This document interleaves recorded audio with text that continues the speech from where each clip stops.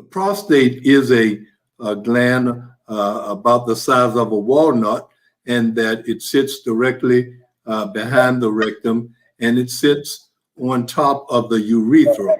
Now, this is very important to recognize because when one develops prostate cancer, the urethra is oftentimes affected.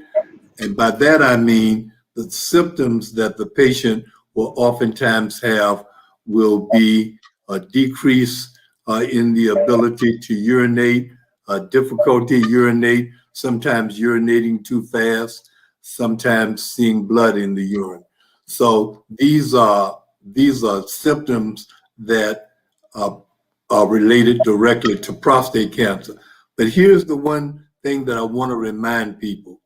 Most of the men that I have seen in my practice, Spencer, have not had any symptoms of prostate cancer whatsoever, have not had any symptoms.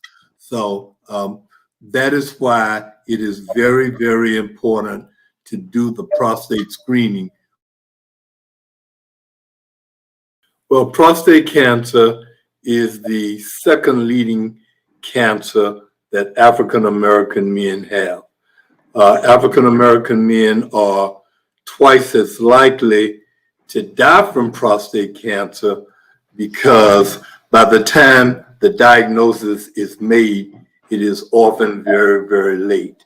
So that is why, in fact, we are doing this program, because we need to let African American men know that even though their doctor may not encourage them to get screening, because the prevalence of prostate cancer is so high among African American men, if you're 40 or above, you really should be getting screened for prostate cancer annually.